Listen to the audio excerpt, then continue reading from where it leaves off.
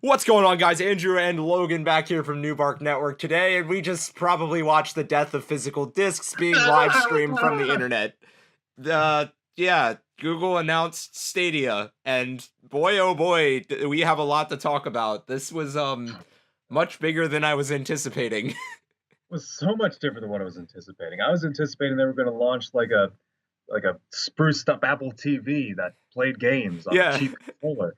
Turns out the controller looks great, it does. and we're all dead. It's literally a DualShock 4 controller with some It's awesome determined. extra buttons. Like, It's the Terminator. It's going to turn into a robot, and it is going to consume our souls yes, like in what? 4K. I know, potentially And up to 8K in the 8K. future. Oh my god. Like the controller looks great. The prototype images we saw online were horrible. This thing actually looks comfortable. Like it looks like a hybrid between an Xbone and a DualShock 4 with some extra Hmm? buttons for convenience and the voice assistant. Wow. Like, oh The my it god. does promising with all that integrated.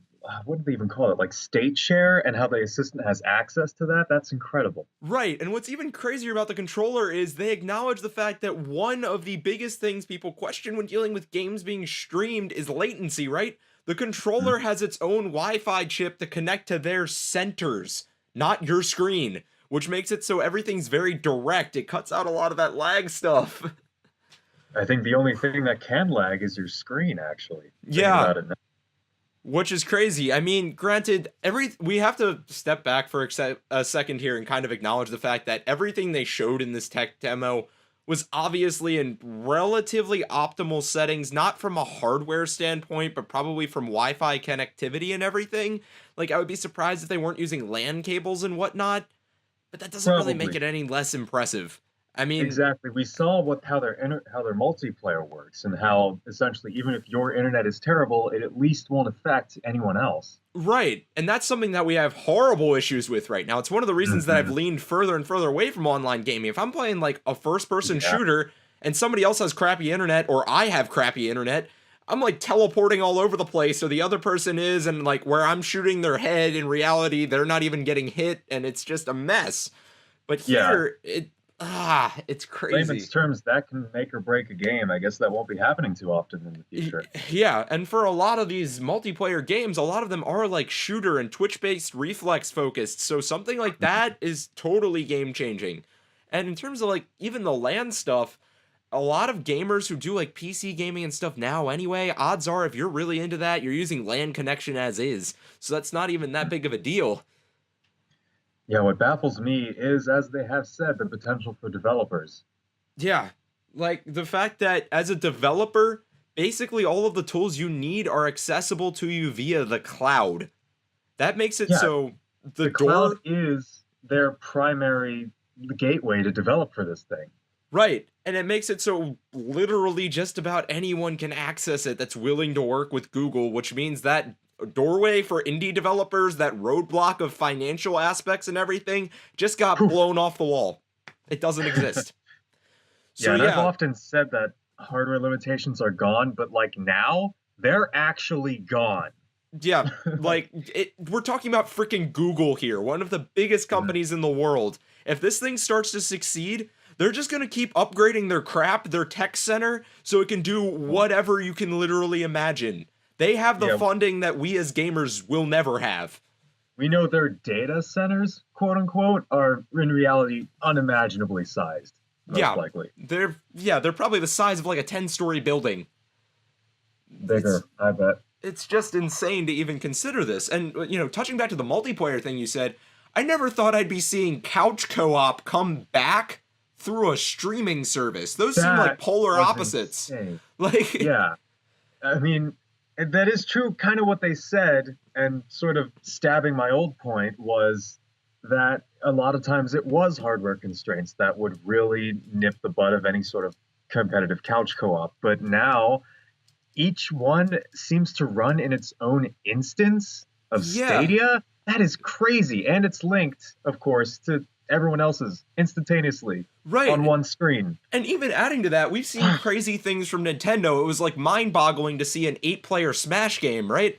Well, with this, if it's being processed in a data center and you've got a big enough TV to where people can actually see, it sounds like the number of like split screen quote unquote thing you can do is literally limitless. The impression I'm under is this basically works like a computer monitor with windows, where you set up the windows how you want, since each thing is kind of its own thing, which is, ugh, it's insane. Growing up You're as setting somebody, up things how you want. There's also the potential for multiple controller inputs. It was mentioned that this would be compatible with keyboard and mouse. yeah, and they even mentioned like other controllers work too. So even if you don't like this rework of the Google controller, it sounds like it's probably workable with your other third-party stuff. It's just not quite as optimal. So still, the option's there though, which is crazy from a consumer standpoint. So It really is. it's mind-boggling, man. I mean, growing up as somebody who needed freaking multi-tap to do 4-player on a PS2, going to this, like, what? What? Controller ports were obsolete a while ago. Come on. That's true. Oh my god, just it's insane. I was not expecting this. I was expecting a freaking stream stick or some weird piece of hardware, Yep. not 60 FPS in 4K with mostly really good positive responses available to all consumers on basically any platform. I mean, I don't know if you tuned into the stream in time, but they were showing the Assassin's Creed Odyssey thing that they had done before. They had somebody live doing it on their test tables there, from a PC to a phone to a tablet to a laptop, without ever losing their game state or any input lag. It's the Nintendo Switch factor on steroids. Yeah. Remember Just, how mind baffled you were where you can take it from your TV onto the little tablet? Well, now you can take it from your TV to your phone, to your laptop, to your refrigerator, to anything you can put Stadia on.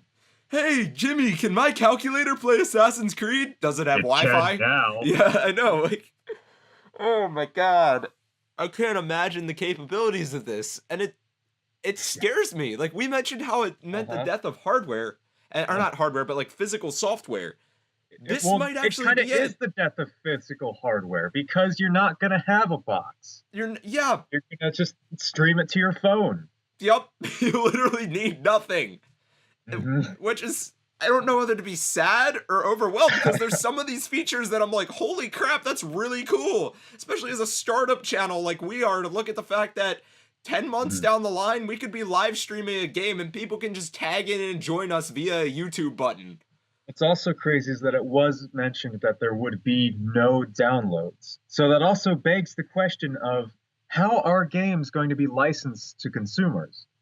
I'm guessing it works like Netflix. Like, I hope it works like Netflix, I'll be yeah, honest. But like, uh, I there's a lot of potential for that area too. A lot of gray area, obviously, as well. It could be based off of something like Microsoft's Game Pass, or it could be like Netflix, or it could be game by game, or a combination of all three. We we literally have not been exposed to any sort of marketing on this.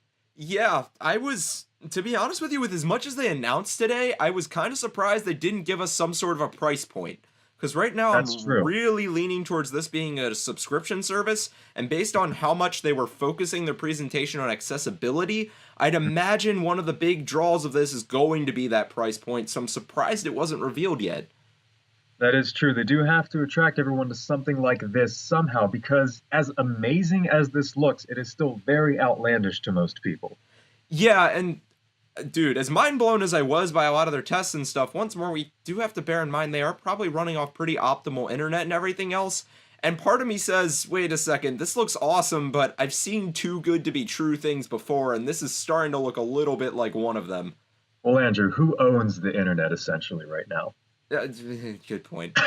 Good point. I can't even try to fight that. So that's the thing, is they may actually And be able to make remember, this work. And remember, all that it really depends on is your connection to the data center, not anything real that's really on their end. It's just, can you connect, yes or no? If you can, great. You can't, eh.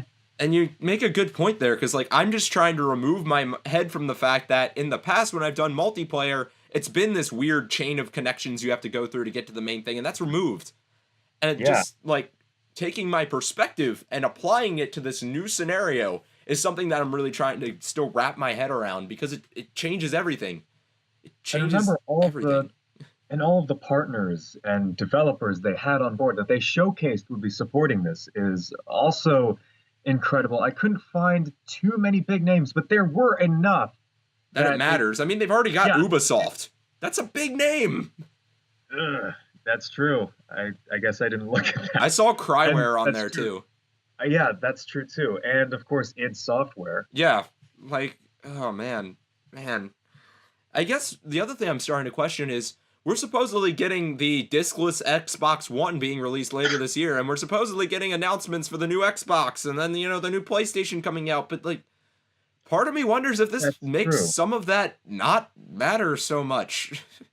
It, it will be very fascinating to see everyone else in the gaming sort of development landscape's response on this. Will we see like last minute retools of hardware as we've seen in the past when stuff like this would happen? Will we see announcements or competing sort of online offers from other developers?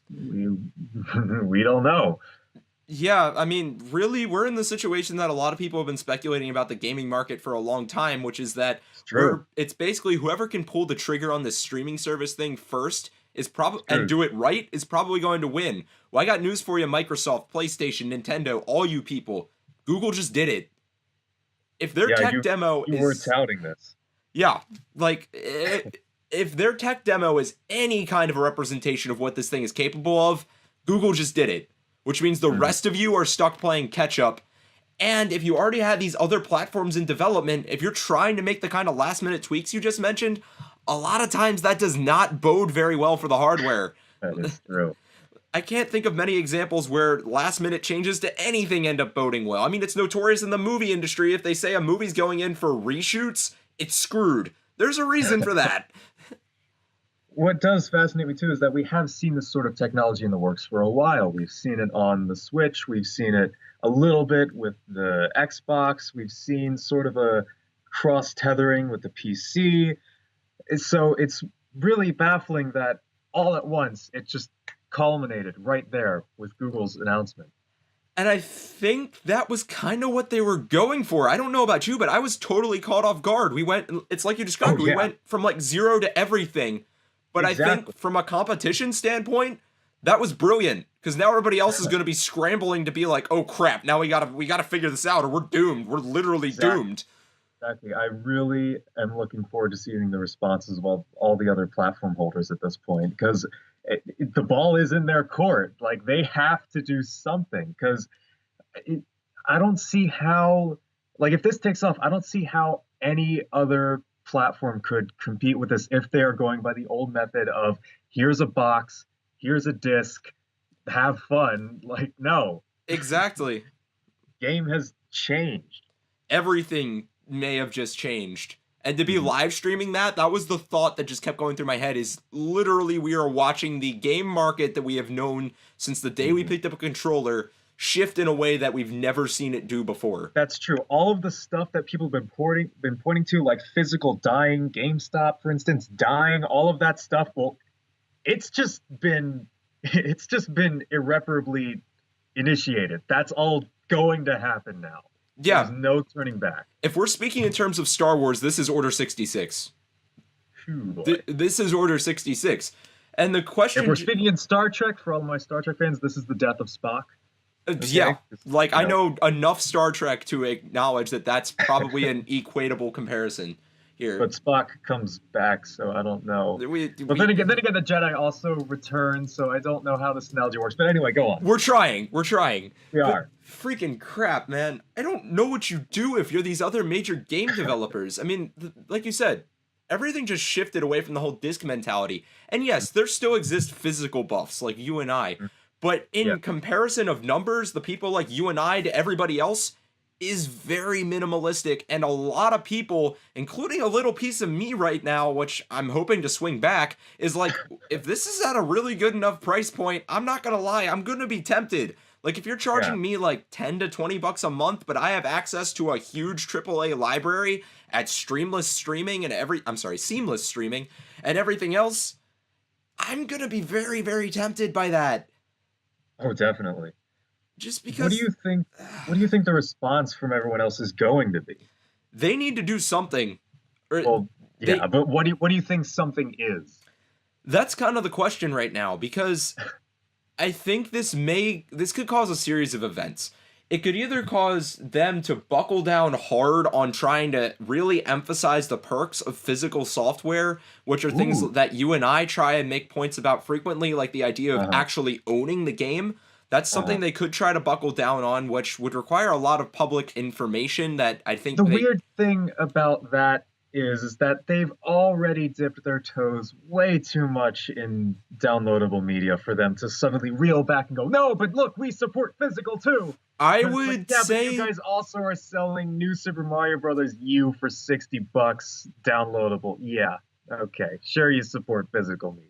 I would say Nintendo would probably have the best shot of going that route. They would, but like I said, I They're literally a little them. too far in. I mean, the Yeah, one thing they could even do though is depending on if this Google thing does turn out to be a strictly streaming service where you can't download anything at all for offline consumption, that could be a point to be made there because let's face it, even the days we live in right now, a lot of times using data where you don't have access to Wi-Fi probably won't be strong enough to handle this type of thing. And even so, you'd be consuming so much data that even on unlimited data plans, once you go past a certain threshold, you end up getting the really crappy Wi-Fi that ain't worth anything. So, being able to do the this thing from is, everywhere is still somewhat restricted. I assume that Google has thought of that at this point. I know they touted no downloads, but if it is like a single player sort of thing, there's probably an option to download a sort of low spec version of that. Sort of like Netflix or something where you can temporarily download Yeah, things offline. That's what I'm yeah. thinking. If that isn't the case, something like the Switch may still be able to make a case for, hey, you can download the full game, or you can get a physical copy of the full game for this, or something like That's that. true. I don't. Speaking of that sort of thing, do you think, since Google's thing is so baffling and unlike anything we've ever seen, do you think we'll see them cooperate with the other platform owners? Like, for example, we've seen Microsoft collaborating with Nintendo and putting an Xbox Live sort of hub on the Switch. Do you think we could see a sort of Stadia application being seen on the Switch, or will they actually try to compete directly with the other platform holders? I think it can go really either way, because the thing is, since you don't need the kind of processors these things are built with, you don't really need them. Literally, you need something that can cast Chrome to your TV, which my smartphone can do that, your smartphone can do that, someone's tablet can do that, a PC can do that, a lot of laptops have inherent Could a HDMI out anyway. Switch do that? I mean, Eh? these platforms It is theoretically could.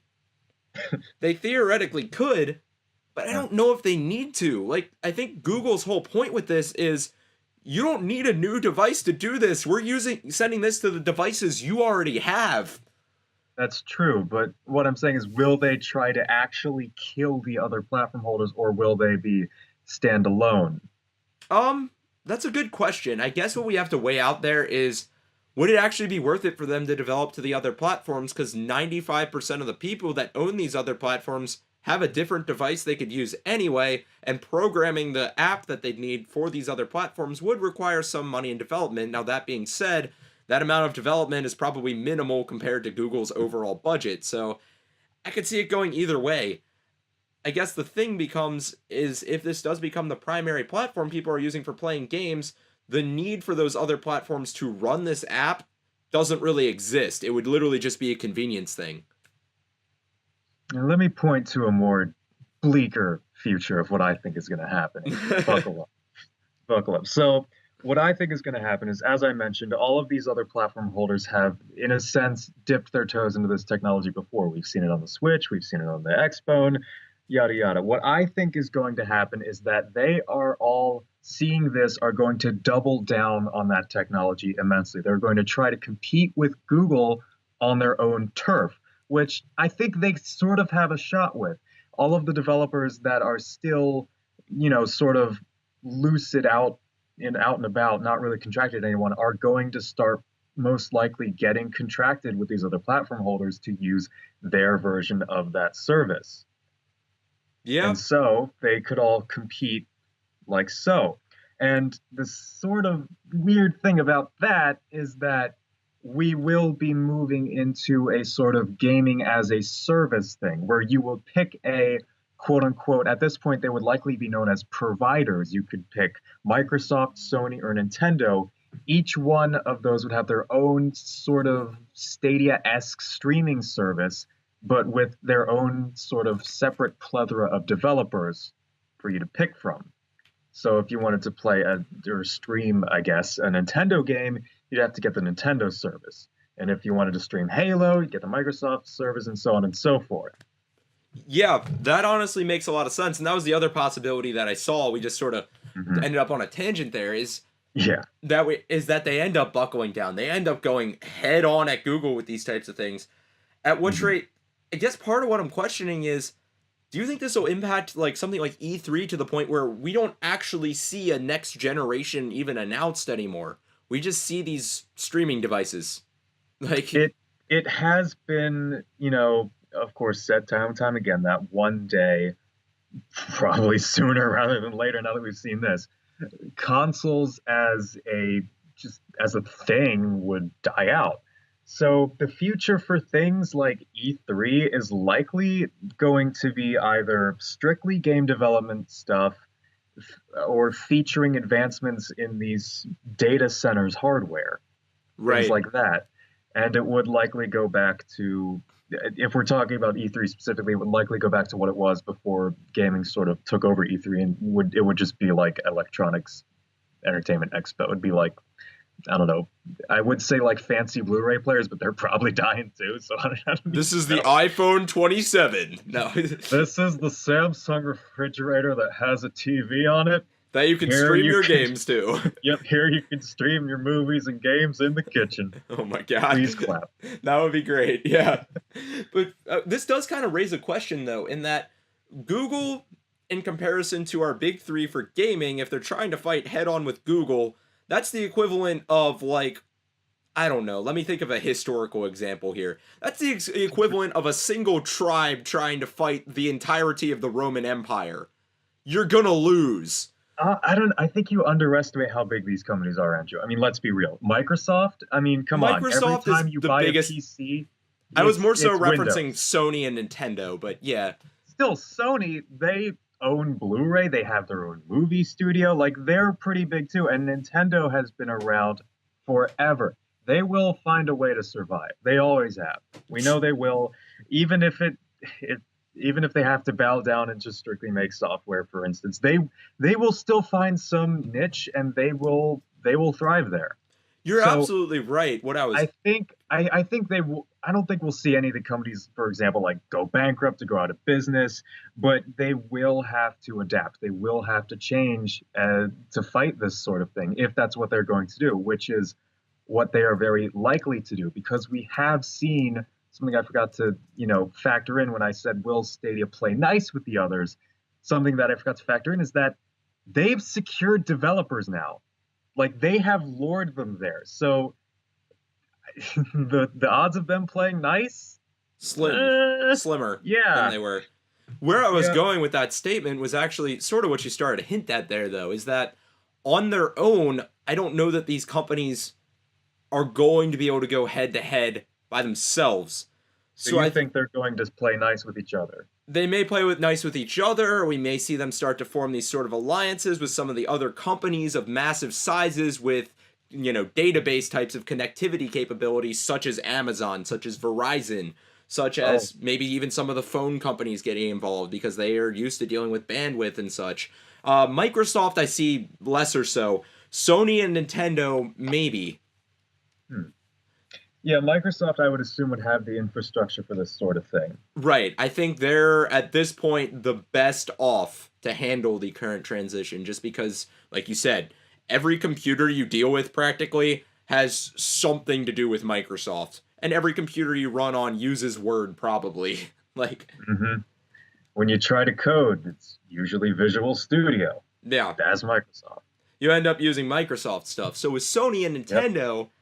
They have the power to stay relevant, and I don't think they're going to go bankrupt. I think if they want to stay as one of the big names, they may need to partner up to be able to secure the kind of infrastructure they need to support something like this. That's true. The question just kind of becomes who. I mean, I would say it's not as outlandish as it used to be to see maybe, Nintendo pair out outright with Microsoft. I don't see Hmm. Sony and Nintendo doing that because there's some bad blood there, and I don't see Sony and Microsoft doing that because Sony's been basically flexing all over everybody like a bunch of jackwagons. But Nintendo and Microsoft seeming less and less outlandish by the day to me in order for these to deal with this. Yeah, that is true. At one point, Microsoft offered to buy Nintendo outright. So, Dang. I mean, who knows? It shows they acknowledge the value of Nintendo at the very least. I suppose. I mean, Um, eh, I, I guess what we could be, I guess what I'm getting at here is Microsoft, we both kind of agree, is in the best shape to compete with these. If uh, Google's starting to secure these developers, Microsoft has a pretty strong slew of developers that already develop for the Xbox, right? But a lot of them aren't exclusives. So I think in order for these services to distinguish themselves as we start to see streaming more so develop, which is likely what's coming with the near future, for them to get their identities, it's going to be like Netflix versus Hulu, where you have your exclusive things. mhm, So exclusives went from being exactly. relatively valuable to being everything because your Yeah, experience is going to be almost identical regardless of what platform you have. It's literally just the games. Who is the strongest single software exclusive developer in the entire industry? It's been Nintendo. that's So true. that puts them in a position to either be a huge bartering chip to work for another company or have a huge appeal to their own service if they want to do that because their IP library simply out expands everybody else without needing to contract to anyone else. Very true. I do think one positive of this is that at this point it is all for the developers. They have more than they have ever had. They have access to essentially unlimited hardware, they have access to dev tools. So one positive is that we will likely be seeing better games. Yeah, because and on top of that, there's no limitations to what they're able to program for. So I think better Uh-huh. games are inevitable. Adding on top of that, from a developmental standpoint, if this is the future, that means everything's more or less being programmed for these databases, which I would assume are programmed basically like a computer, at which rate access to retro game libraries may actually be extremely available to everybody. In the sense that literally you have to take the original programs you made for the computer and just write them to a PC, and then that's coded for the future onwards. Right. So Uh, that could be crazy to somebody who loves classic games like me. Virtual Console 2.0. Yeah, only this time, I think the opportunity is a lot more limitless. And I think that could be something that actually distinguishes some of the platforms again is whose older library of games are you able to secure? I know there were a lot of rumors being tossed around about Sega being a big partner with Google. Well, they've got a massive old library of games. So That's this true. is We didn't just see much from Sega from this. I don't even think they were listed on the team of developers working with Google, which is interesting. I mean, that was just Yikes. rumor, but I could have seen Sega hopping on board with something like this because I feel like Sega's been doing some sort of identity searching for a while now. What do you think the potential for AI involvement with this is? I mean, we've seen some really flashy tech in that demo with the whole merging of art styles and everything. And they did mention that that was quote unquote just the beginning. What other elements do you think could be provided from AI? I think that expands the possibilities in terms of A, games being made a lot faster, getting them to consumers a lot faster. And as a result of simple things such as textural changes and color changes that we saw in this demo being so much more available to developers, it could also potentially buy them more time to focus on the game itself because these simple tasks have become much more automated.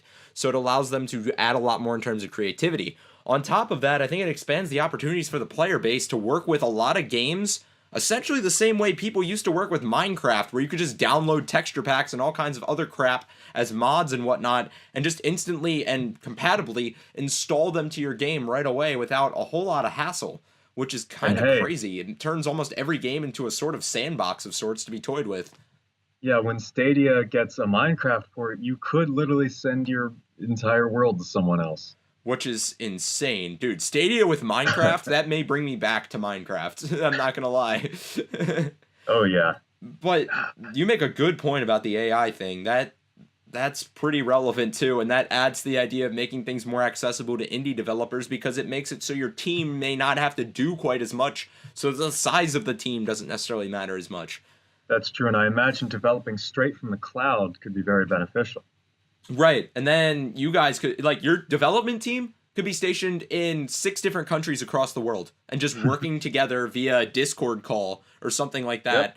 using the cloud to work on the project all at once. And with Google's power, it's feasible. It's Hmm. it's actually feasible. No risk of data loss either. Yeah. I don't know about you, man, but that about wraps up my initial thoughts on this one. Any more Yeah. things you want to throw in? Well, when we all die from the Skynet that will ensue out of Stadia, I hope we'll be enjoying it. Yeah, it's Skynet. It's literally Skynet, but Hmm. we're going to have access to a lot of games, people, and most likely at a pretty affordable price based on the way Google seems to be skewing their marketing right now. So, And potentially all the games, since it seems everything has an emulator that could run on these. Wow.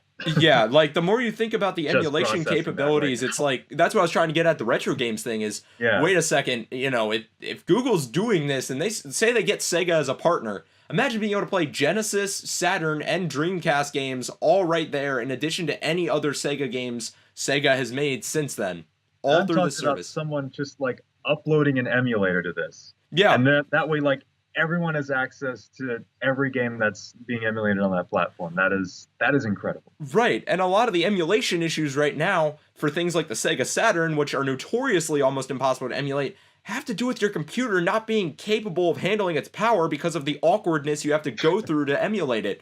Google's got the power probably, which means, dude, that's Yep. crazy. I mean, just the Saturn thing. Do you think we're going to see prices dip if those games become available through this? I hope.